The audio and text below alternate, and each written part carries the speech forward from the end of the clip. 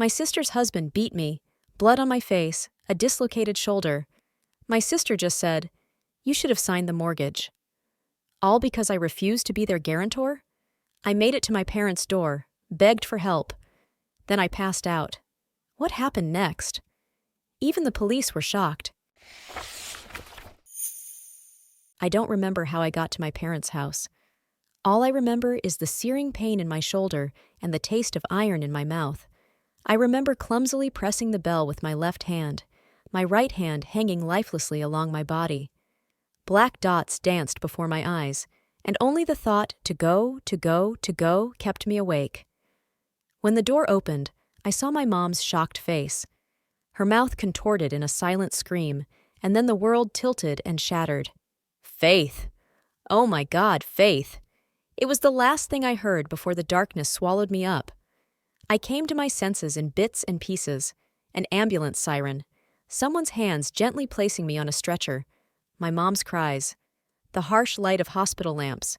Someone's voice asking what happened. Patient's name? Vera Morgan, 32 years old. What happened to her? Looks like a beating. Dislocated shoulder, possible concussion, multiple facial contusions.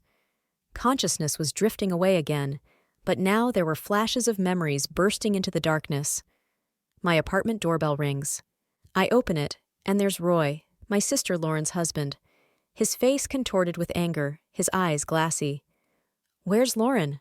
I ask. "In the car," he says and steps forward. "We need to talk."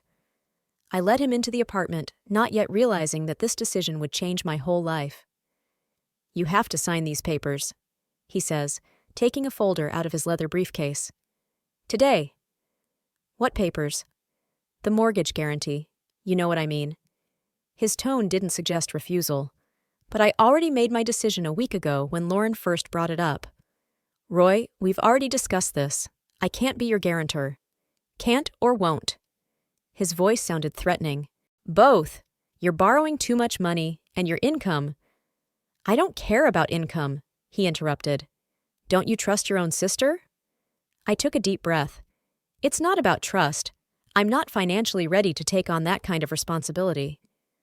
Roy stepped closer, his breath smelling of whiskey. "Lauren was right. You've always been selfish." "How is she?" A woman's voice came over me, snapping me out of my memories. I was lying in a hospital bed. The room was half dark, with only a table lamp illuminating my mom's pale face. Her eyes were red with tears. "Mom," I whispered. "Vera!" She rushed to me, gently touching my arm. "The doctor says you're going to be all right. It's a mild concussion. Your shoulder's been repaired." "But who did this?" I closed my eyes. The image came back to me. Roy, his face contorted with rage, his fist coming at me. "Roy," I said. "Lauren's husband." Mom gasped, covering her mouth with her palm. "God! But why?" At that moment, the door to the room opened, and a woman in a policeman's uniform walked in. Her dark hair was pulled back in a tight bun, and she held a notebook in her hands. "Miss Morgan, I'm Officer Daniels. If you're able, I'd like to ask you a few questions." My mom wanted to object, but I nodded weakly. The sooner I tell her everything, the better. "Can you describe what happened?" I began to speak, and with each word the memories became clearer. The way Roy was suddenly silent after my final rejection. How he took a step back, as if he were going to leave, and then turned around and punched me in the face. How I fell, hitting the coffee table. How he grabbed my right arm and twisted it until it crunched. How I screamed and he kept hitting me. "And all this time your sister was in the car?" Officer Daniels asked, writing down my statement. I shook my head. "No, she came in when she heard me screaming. She stood in the doorway and watched." "And she didn't do anything?" She said. My voice shook. She said, "You should have signed the mortgage." Officer Daniels froze, her pen hand frozen over her notepad. Even in the semi-darkness of the room, I could see her face change. "Your own sister saw her husband beating you, and that's all she said?" I nodded, hot tears running down my cheeks. "Oh my God," the officer said quietly. "It can't be true. Mom whispered. Lauren couldn't. It's true, Mom, I interrupted. She just stood there and watched, and then they left, together. Mom covered her face with her hands. The next 2 days in the hospital were a kaleidoscope of medical procedures, police visits, and conversations with my mom. My father didn't show up until the second day, his face tense and guilty. How are you feeling? He asked, sitting awkwardly on the edge of the hospital bed. I've been better, I tried to joke, but my father didn't smile. Faith, we need to have a serious talk, he began. I've been talking to Lauren and Roy. You talked to them? I marveled. After what they did? Look, I'm not making excuses for Roy. What he did was unforgivable. But I already knew what would follow that but. But what, Dad? But family matters are family matters, he said firmly. Roy's ready to apologize. He was drunk. He was out of control. Lauren says you misunderstood what she said. Misunderstood? My voice broke into a scream. Dad, can you see my face? My shoulder? He almost killed me. You're exaggerating, my father grimaced. Yes, he snapped, but... At that moment, Mom entered the room. When she saw my father, she stopped. Are you at it again, Frank? Her voice sounded unaccustomedly harsh. Are you trying to protect Lauren and this monster? Susan, don't start, Dad said tiredly. I just want this to be resolved peacefully. Peacefully? Mom spluttered. Frank, do you see our daughter? Do you realize what could have happened if she hadn't gotten to us? They continued to argue as if I wasn't in the room. I closed my eyes, feeling the headache getting worse. Roy and Lauren had managed to ruin not only my life, but also my parents' marriage. On the third day, I was discharged. My mom insisted I stay with them, but I refused. I had to go back to my apartment, pack my things, decide what to do next. My father didn't come to pick me up. He had an important meeting. I knew what that meant. He was meeting with Roy and Lauren, trying to sort things out. At home, everything reminded me of what had happened. The overturned coffee table, bloodstains on the light-colored carpet, a broken vase, a gift from Lauren last Christmas. It was ironic. I walked slowly into the bedroom, trying not to look at the mess in the living room. My phone showed 15 missed calls. My mom, my friend Ashley, unfamiliar numbers. Not a single one from Lauren. Changing into my house clothes, I went out to check the mailbox. Among the flyers and bills was a thick envelope of expensive paper. No return address, but my name printed on the label. I opened the envelope in my apartment. Inside was an official letter on the letterhead of the law firm Harris, Bloom & Associates. Dear Miss Morgan, our firm is representing Mr. Roy Bradford and Mrs. Lauren Bradford in connection with an incident that occurred on May 5th. I couldn't believe my eyes. Incident? Is that what they call the fact that Roy almost killed me? Our clients deeply regret the misunderstanding and are willing to discuss compensation within reasonable limits.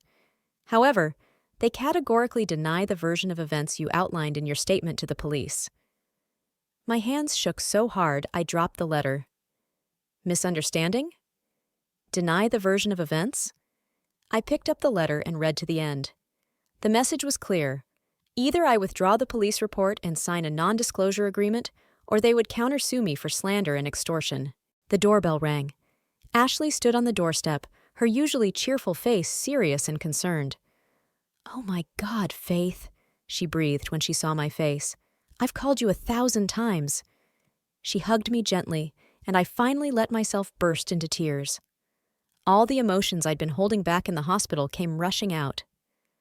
Let's go inside, Ashley said softly. You can tell me everything. I handed her the letter, and she quickly ran her eyes over it. Those bastards, she snarled. Are they threatening you? What do I do, Ash? I asked, feeling completely lost. The first thing you're going to do is call Officer Daniels and tell her about the letter, she said firmly. And then we'll get you a good lawyer.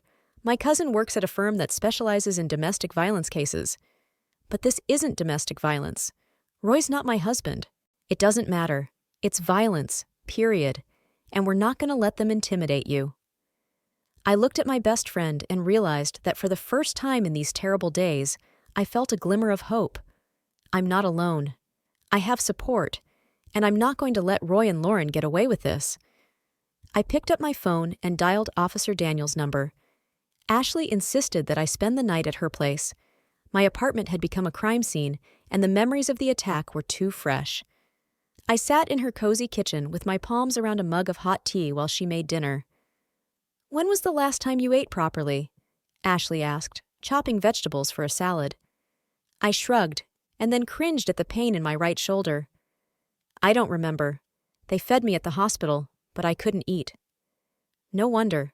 She set a plate of sandwiches in front of me. "Start with this. Then you'll have a proper dinner."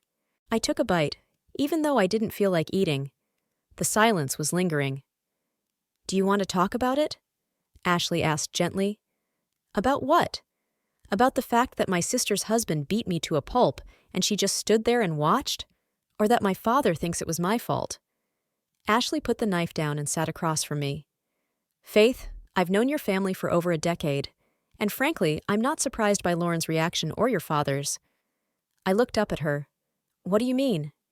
"Your sister has always been, a complicated person, and your parents have always indulged her. It was a truth I've tried to ignore my whole life. Lauren, 3 years older, was always the golden daughter. A straight A student, prom queen, the girl who made everything look easy. I was quiet, studious, but I never shined like she did." "Remember when she stole Jason from you in high school?" Ashley asked, going back to chopping vegetables. Of course I remembered. Jason Murphy was my first true love.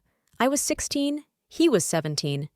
We dated for 3 months, the happiest 3 months of my teenage life. And then Lauren, visiting for the weekend from college, saw him at a family barbecue. By the end of the weekend, Jason had dumped me for her. They dated for 2 weeks before she went back to college and forgot about him. Or that time you got a scholarship to Columbia, and your parents still went to Lauren's graduation instead of your award? I sighed. I remembered that day all too well, too. The scholarship award ceremony, the empty seats reserved for my parents. My dad's explanation: "Lauren will be so upset if we miss her graduation. You understand, don't you? You're the strong one." "It's not just Lauren," I said quietly. "It's that I've always let her and my parents treat me like this. I've always been the understanding one, the reasonable one, the one who gives in." Ashley nodded.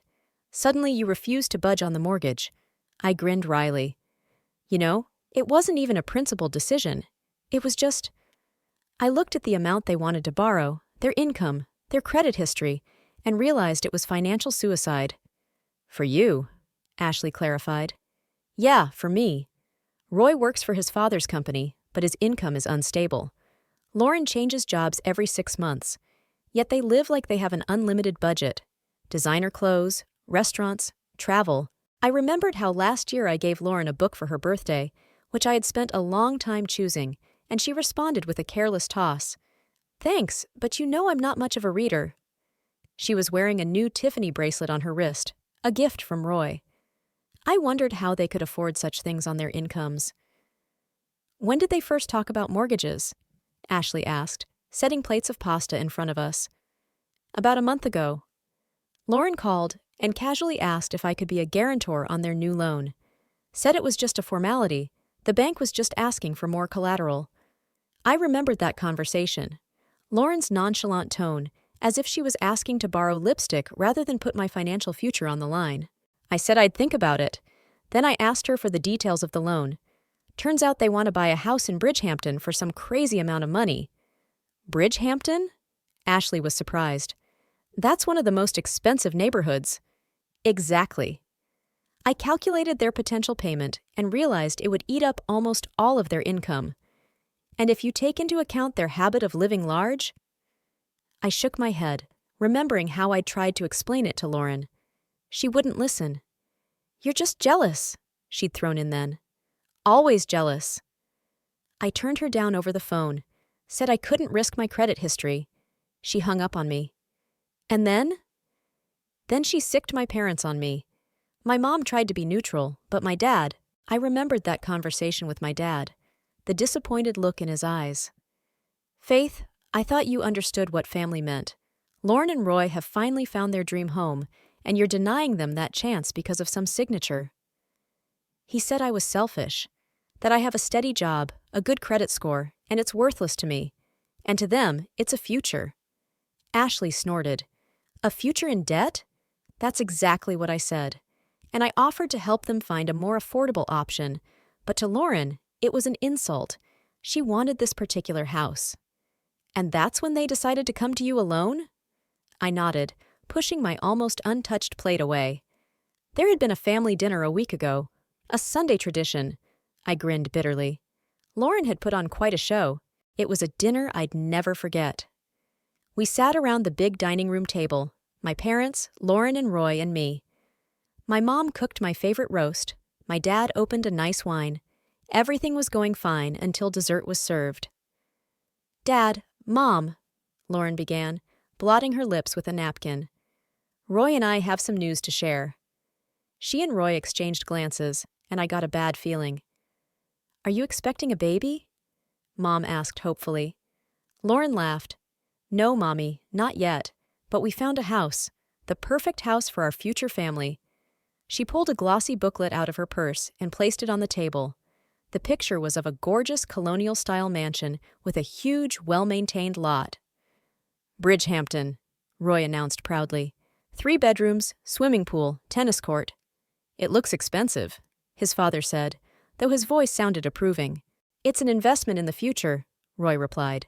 Real estate like this only goes up in value. When do you plan to buy it? Mom asked, looking at the brochure. Lauren gave me a quick glance. Actually, we've already put down a deposit. The deal's almost closed. There was just one little detail left. I knew what was coming next, and I could feel my muscles tensing. The bank requires a guarantor, Lauren continued. So we asked Vera. It's a mere formality, no risk. All eyes turned to me. And what did Vera say?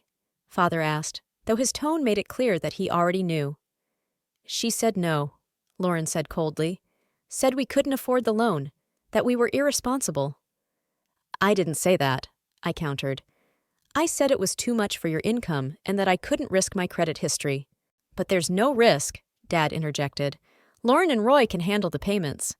Dad, did you see that amount? I was starting to lose my patience. Do you know how much they make and how much they spend? Are you implying that I don't control the finances of my company? Dad asked coldly. Roy worked as a sales manager at his construction firm. I'm implying that I know their habits. I looked at my sister. Lauren, you've changed 3 jobs in the last year.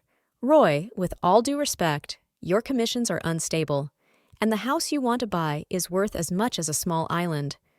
You're just jealous, Lauren cut Lauren off. I've always been jealous that I have something you don't. Lauren, Mom said warningly. No, Mom, let her say it. I was shaking with anger. What exactly am I jealous of? Your credit cards that you can't pay off? Or the fact that every time you have a problem, you run to your parents for help? That's enough. Dad tapped his palm on the table. Vera, your sister is asking for help. Can't you just support her? I can support her. Signing documents that could potentially ruin my financial future, no. That's so dramatic, Lauren rolled her eyes. Nothing's going to happen to your future. We'll make the payments on the loan. Lauren, you're borrowing 5 times your annual income. The payment will eat up almost all of your monthly income. How will you live?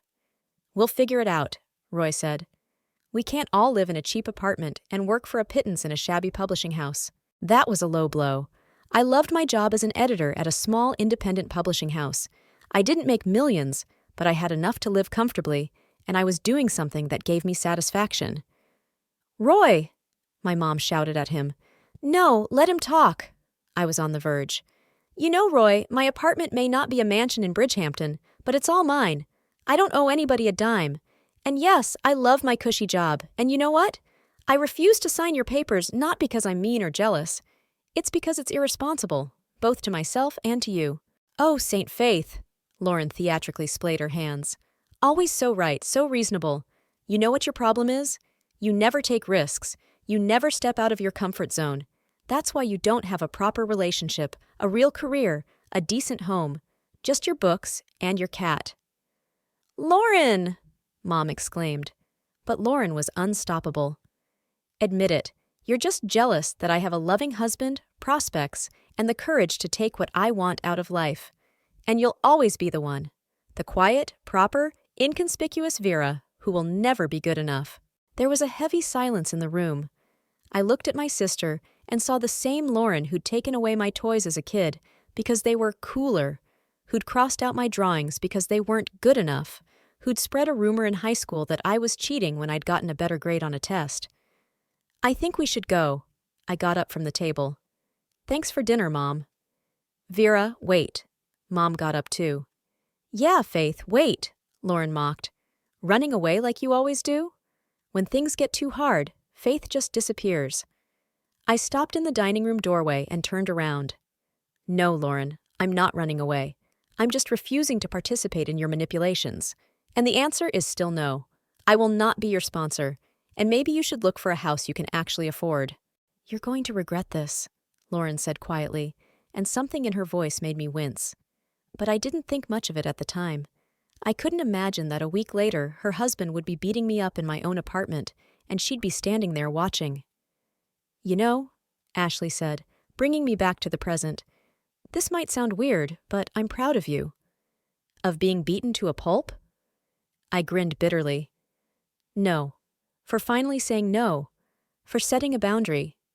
All your life, Lauren and your parents have taken advantage of your kindness and accommodating nature, and you finally decided you'd had enough. I thought about it. Maybe Ashley was right. All my life, I'd been the good girl who put other people's needs before her own, who'd give in to Lauren because she's more emotional. She needs it more. She'll get upset. I was the invisible child, the one who I didn't need to worry about because she would handle herself. And so I said no. And the world didn't collapse. Instead, what collapsed was my relationship with my sister and my father, a relationship that, as is now clear, had always been one-sided. So what now? Ashley asked. I looked at my hands.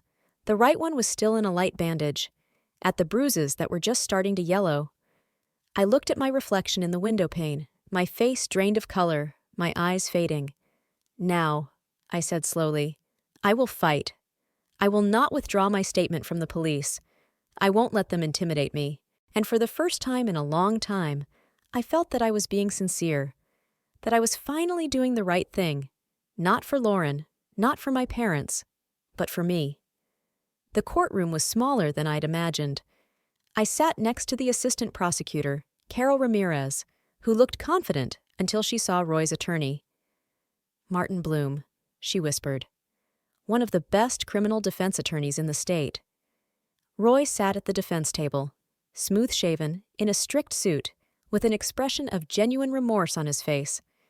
Behind him in the front row sat Lauren and his father. Mom sat at the back of the room, apart from them. Ashley clutched my hand tightly. When Judge Hampton entered, everyone stood up. She quickly familiarized herself with the case file. Case number 842, Fraction 25, State v. Roy Bradford. The charge is aggravated assault. How does the defendant plead? Not guilty, Your Honor, Bloom answered. I felt my breath catch. After everything that had happened, he was still denying guilt? Bloom began his speech by describing Roy as a respectable member of society and me as an emotionally unstable woman with a grudge against my sister. According to him, I attacked Roy with accusations, and he only tried to defend himself. When it was the prosecution's turn, Carol presented medical reports, pictures of my injuries, Officer Daniel's testimony. But I saw some of the jurors look at Roy with doubt. He looked so decent, so remorseful. When I testified, I described in detail the attack and Lauren's shocked reaction. And what did your sister say when she saw her husband attack you? Carol asked. She said, You should have signed the mortgage. During cross-examination, Bloom tried to make the case that Lauren and I had always had a complicated relationship, and I attacked Roy out of jealousy. I firmly denied his insinuations. Lauren, on the stand, cried and told me how I had tried to sabotage her happiness. Faith had always been quiet, but inside her, jealousy boiled. I never thought she would go so far as to destroy my family. After several hours of deliberation, the court handed down the sentence: 3 years probation, 200 hours of community service, and a fine. plus a ban on coming within 100 meters of me. I'll appeal, Carol said. This sentence is too lenient. As we were leaving the hall, we ran into my father. Vera, we need to talk. His face looked aged, but there was no remorse in his eyes. About what, Dad? About how you supported the man who beat me up? Don't be dramatic. He lowered his voice. Roy got his punishment. Now it's time to forget the whole thing and move on. Forget? I couldn't believe my ears. Roy is a valuable employee with bright prospects. This story could ruin his career. What do I care about his career? Vera, you have to understand that sometimes you have to give up personal grudges for the sake of your family. I want you to drop the appeal and sign a confidentiality agreement. I looked at my father, and I didn't recognize him. No, I won't keep quiet. Think about the consequences. Your career, your family's reputation. I'm thinking about justice, Dad, and about my father asking me to protect the man who attacked me. You've always been stubborn, but this time, your stubbornness may cost you too much. Not just to Roy and Lauren, but to you. The next few days were a nightmare. I took a leave of absence from work, and my phone was ringing off the hook. Journalists, coworkers, and threatening anonymous callers. You'll be sorry. Some people should learn to keep their mouths shut. My mom came every day, helped, and looked guilty. I don't know what's going on with your father, she said one day. It's like he's obsessed with protecting Roy. He's protecting his company, I replied bitterly. Roy is his golden boy. The next day, my boss called. Vera, a man from your father's company came to see us. He insinuated that if we didn't take action on you, they would renegotiate the contract. I told him to go to hell, but maybe you should take a longer vacation. That evening, a stranger in a business suit knocked on the door. Miss Morgan? I'm Alex Harris. I work with Roy. I've come to warn you. He's dangerous and very angry. This isn't the first time he's done this to you. There was another woman 2 years ago. She filed a report, but then she left suddenly. You need to be careful. After he left, I called Ashley. I need to get away, somewhere away from here. You remember my friend Janet from Portland? She works at Everest Publishing. They're looking for an editor, and I already talked to her about you. I've made up my mind. I tendered my resignation, put my apartment up for sale, started packing. 2 days later, my mom called, asked me to meet her at a coffee shop. Your father's planning something, Vera. I heard him say, she'll wish she'd never signed the agreement. I'm scared. Mom, I'm leaving. Out of town, maybe out of state. She looked relieved and scared at the same time, pulled out an envelope. Here, it's $20,000. It's all I could get out of my account. Mom, I can't take your money. Yes, you can, and you must. She squeezed my hands. Vera, I've failed you. All my life, I've let your father and Lauren use you. I've been weak. But not anymore. I've decided to leave your father. What? After the trial. I don't recognize him, Vera. He's not the man I married. My quiet, always compliant mother found the strength to do something I never expected her to do. I've rented a small apartment, moving in next week. He doesn't know yet. I want you to take the money and move as far away as possible. And then when you get settled, let me know. Maybe I'll move closer to you too. Within a week, I had finalized the arrangements for my departure. I bought a new phone, destroyed my old SIM card, deleted all my social media accounts. I was erasing myself from the virtual world to start with a clean slate. The day I left, it was just Ashley and my mom at the train station. I'll call, I told my mom, hugging her. As soon as I got settled. Take care of yourself, she whispered. And don't look back. Ashley handed me a bag of books and chocolate. I hugged her thankfully. As the train moved, I watched the receding figures of the two people closest to me. They waved until they disappeared into the distance. I pulled out my new phone and made my first journal entry. Today, I start a new life, without fear, without looking back. I don't know what lies ahead, but I know one thing. I will no longer let anyone define my worth or dictate to me how to live my life. The train picked up speed, taking me toward a new future. Portland greeted me with rain. Small drops drummed on the roof of the cab as we drove from the train station to the small hotel where I'd booked a room for the first time. Outside the window were unfamiliar streets, signs, and faces. My new world where no one knew my story. For the first week, I hardly left the room except to get food. The physical wounds had healed, but the heartache and fear were still with me. I flinched at loud noises, avoided crowded places, and constantly checked to make sure the door was locked. I had nightmares about Roy's face contorted with rage, Lauren's cold stare, the disappointment in my father's eyes. On the 8th day, I forced myself to call Janet, Ashley's friend from Everest Publishing. We arranged to meet at a coffee shop near their office. "Ashley told me about your situation," Janet said, after we exchanged greetings. "Not in detail, of course, but enough that I understood what you were going through." I nodded, not knowing what to say. Part of me wanted to leave it all in the past, and another part of me was afraid the past would catch up with me here. "We have a position opening up for a junior editor in the nonfiction department," Janet continued. "I know you've worked with fiction, but—" "I'll take anything," I interrupted. "I need to start somewhere." Janet smiled. "That's what I thought. The interview is a formality, but you still have to go through the procedure. How about tomorrow, 10 o'clock? The next day, I put on my only business suit, carefully masked the last traces of my bruises with foundation, and went to the publisher's office. The interview went better than I expected. The editor-in-chief, an older man named Harold Finch, was impressed with my experience and the test assignment I completed on the spot. "When can you start?" he asked at the end of the meeting. "As soon as tomorrow," I replied without hesitation. Thus began my new life. Working at the publishing house was interesting. My colleagues were friendly but kept their distance, which suited me fine. I found a small apartment in a quiet neighborhood, 1 bedroom, a living room, a tiny kitchen, and a balcony overlooking the park. Not luxury, but my own space, my fortress. I often walked in that park in the evenings, watching families with children, couples, lone joggers.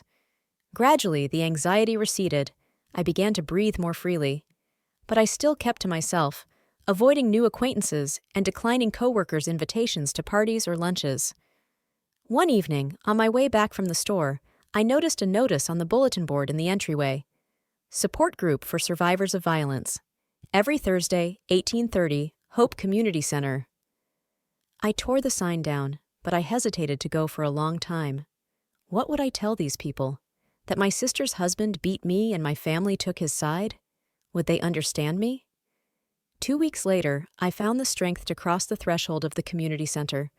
The group was small 7 women of varying ages and a facilitator, a 35-year-old man in a simple shirt and jeans.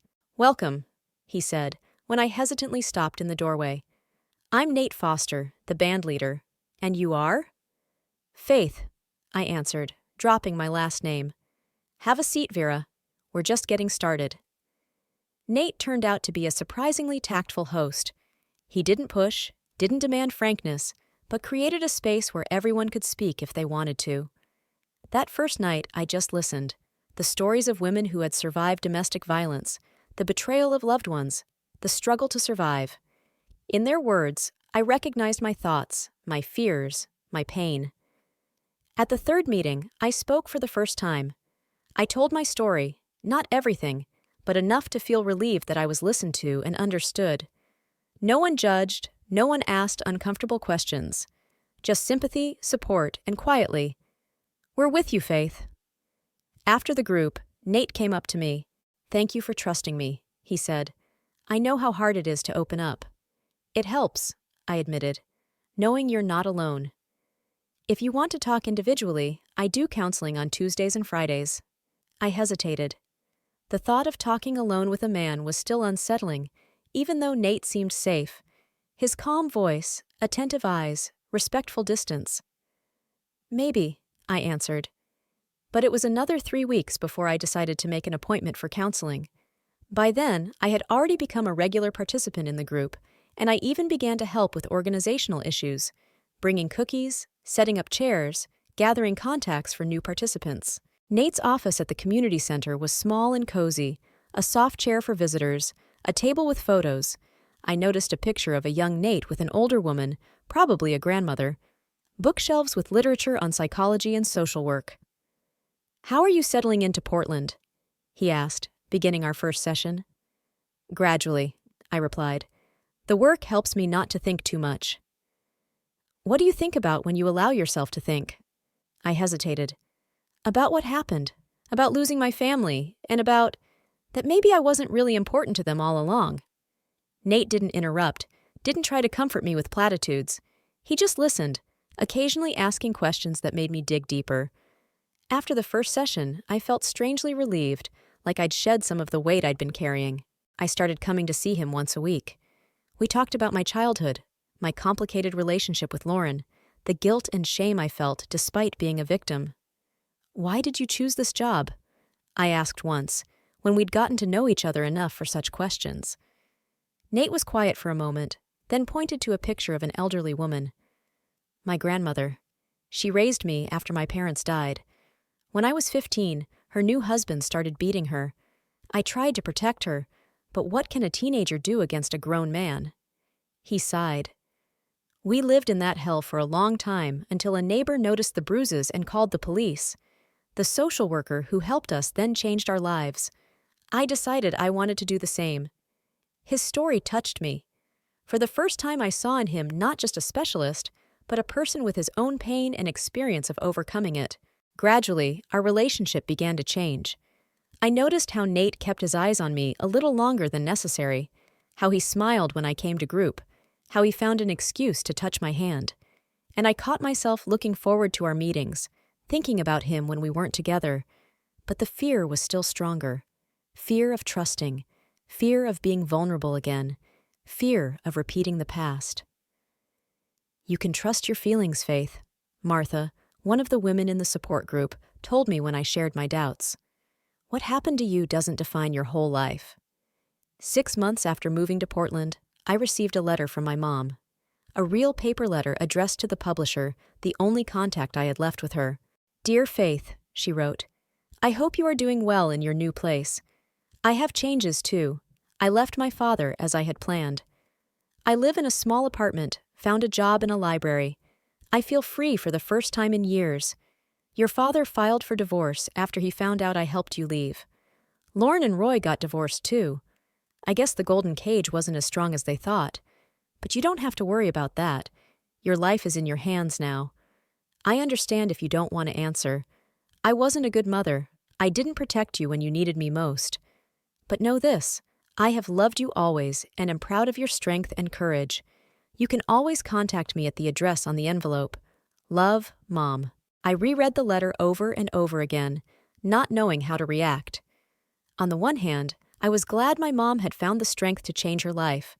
On the other, a part of me still resented her for her years of silent complicity in the humiliation at Lauren's and my father's hands.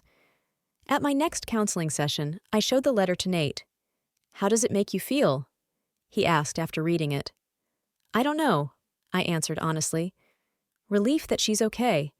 Anger that I hadn't done it sooner. Fear of letting her back into my life and being disappointed. "You don't have to make a decision right now," Nate said softly. "Give yourself time to think about it." "What would you do?" He smiled. "It's your life, Faith, and it's up to you to decide who you want in it." That evening, we went beyond formal counseling for the first time. Nate suggested a walk in the park, and I agreed. We walked side by side, talking about books, movies, places we'd grown up, anything but the things we really cared about. At the entrance to my house, Nate stopped. "Faith," he began, clearly nervous. "I know this is unprofessional, but I can't counsel you anymore." My heart snapped. Had I done something wrong? "Why?" I asked, barely audibly. "Because I've begun to have feelings for you that go beyond a professional relationship." He looked me straight in the eye. "And it's unethical to continue being your counselor." I remained silent, not knowing what to say. "I can recommend another counselor," Nate continued. "I'd also like to take you out to dinner. Not as a client, but as a woman I really like." I felt myself blush. The fear was still there in the back of my mind, but there was something new next to it. Hope. "I need to think about it," I said. "This whole thing is complicated for me." "I understand." Nate nodded. "And I'm willing to wait as long as it takes." I spent the next few weeks thinking about my life, about the past, The past that still haunted my nightmares. The present, where I was slowly finding my footing. About the future, which for the first time in a long time wasn't looking so black. I wrote back to my mom, a short letter where I told her about my new job, about the city, about the support group.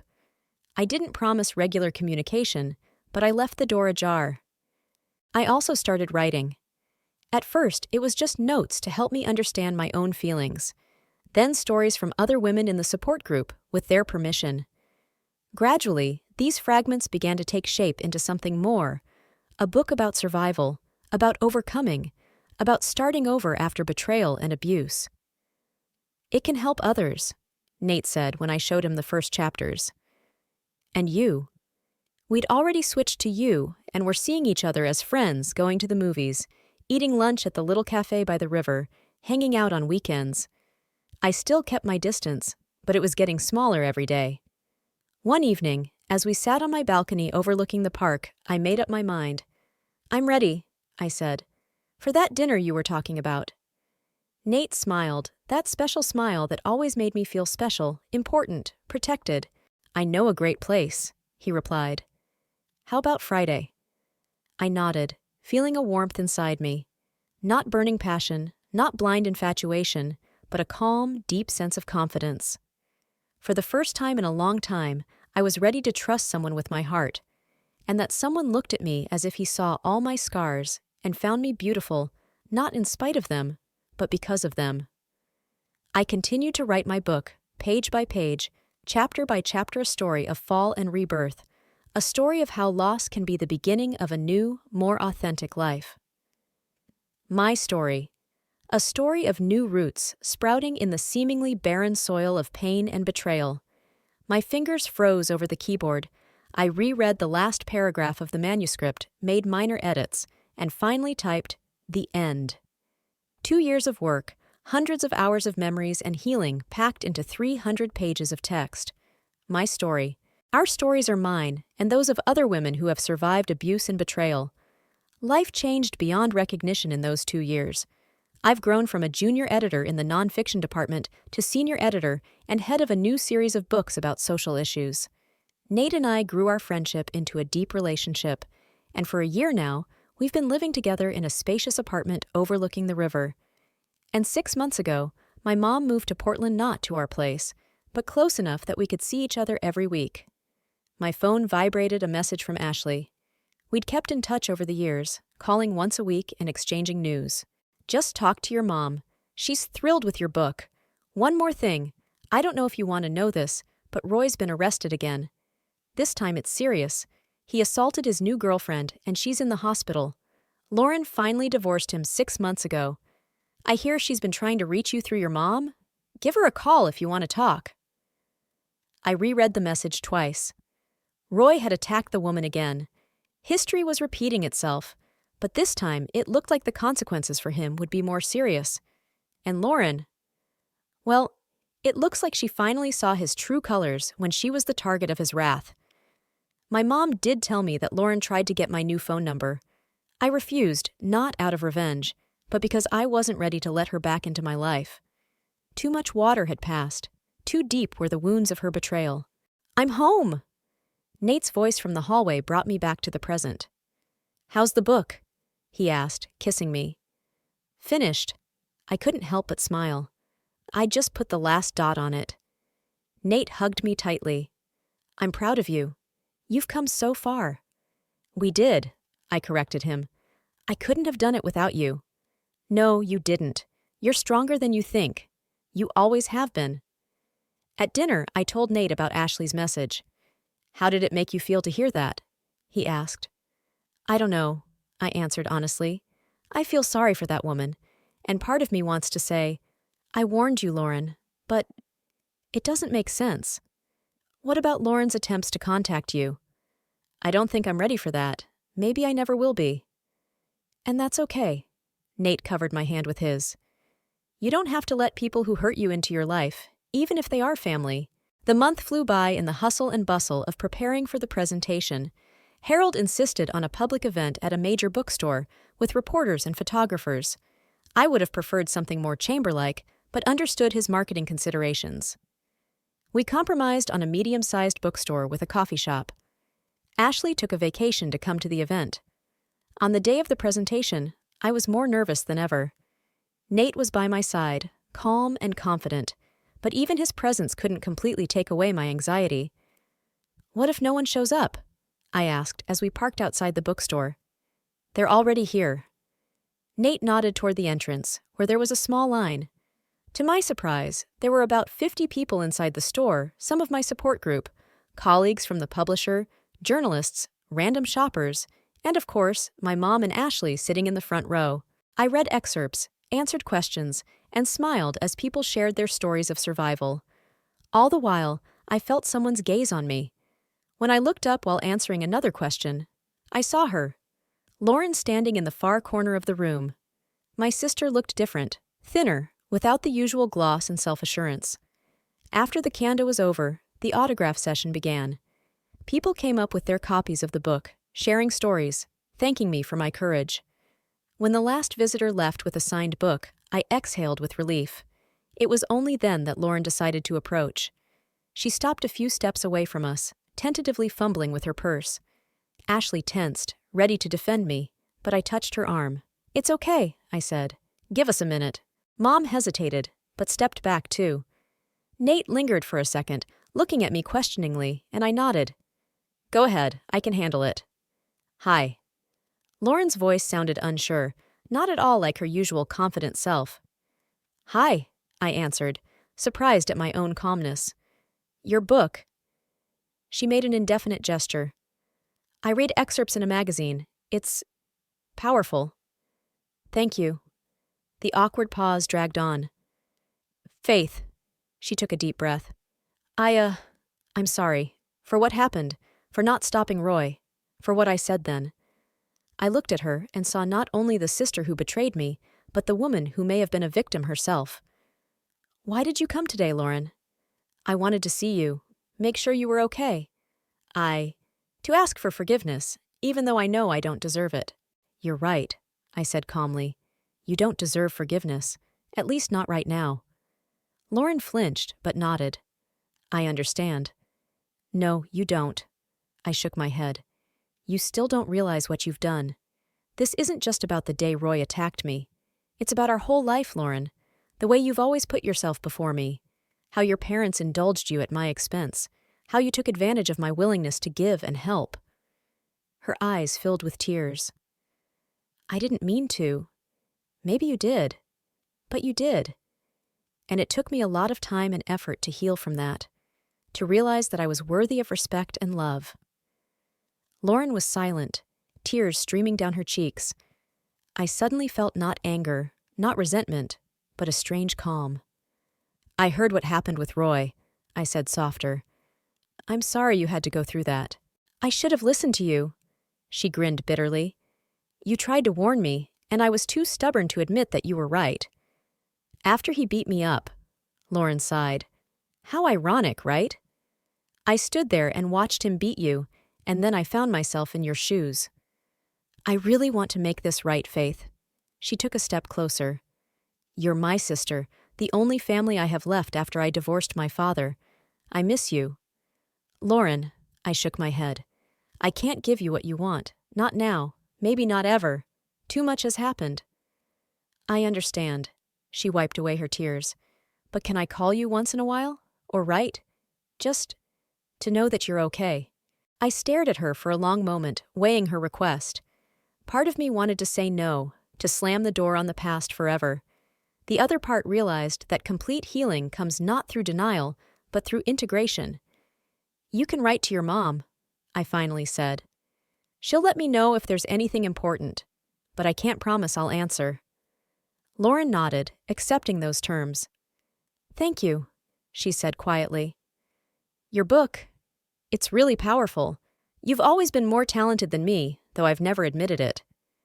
"It's not a competition, Lauren." I felt tired. "It never was." She handed me a business card.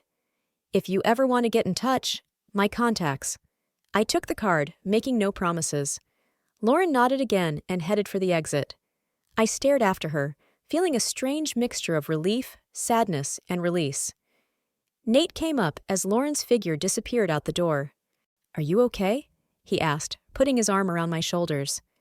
"Yeah," I answered, surprised that it was true. "I'm fine." We walked back to Mom and Ashley, who were watching us worriedly from a distance. "What did she want?" Ashley asked, still ready to defend me. "To apologize," I shrugged, in her own way. "What did you say to her?" Mom asked gently. "That I wasn't ready to let her into my life." I looked at my mom, fearing disappointment, but I found only understanding and support. "I'm proud of you," she said, squeezing my hand. "You've become so strong." The four of us went to a restaurant to celebrate the successful presentation.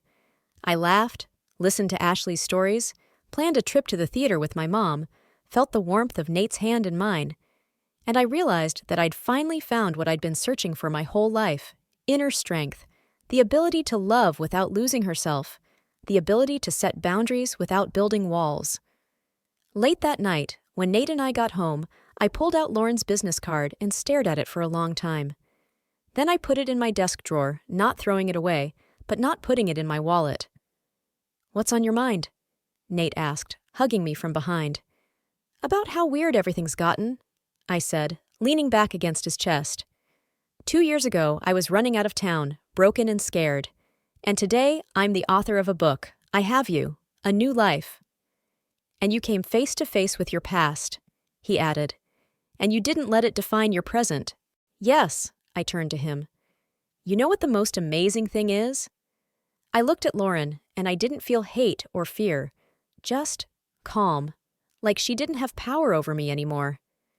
"Because she does." Nate touched my cheek. "You found your power, Faith, your voice, your worth." I kissed him, feeling warmth spill inside. Not a violent passion, not a desperate need, but a deep, quiet happiness, the kind that comes not from the outside, but from within. The kind that no one can give you, or take away. That night, I had a dream. I was standing on the top of a hill, the wind waving my hair, the sun warming my face. I was alone, but not lonely. I was strong, not the kind of strength that destroys and subjugates, but the kind that builds and liberates. My strength. And waking up next to Nate in the morning, I knew this dream wasn't just a dream. It was my reality. My new life that I had built on my own, stone by stone, day by day, choice by choice. A life where I am no longer a victim, not someone to be used, not one whose worth is determined by others. A life in which I am me, whole, free, on my own. Любі глядачі, дякую вам за перегляд, ставте лайки та підписуйтесь на канал. Також напишіть в коментарях, чи погоджуєтесь ви з Дженніфер, чи вона мала розказати все матері, чи ні, чи мала все розказати своєму коханцю щодо свого чоловіка, чи ні. І також прокоментуйте, чи вам сподобалось це відео.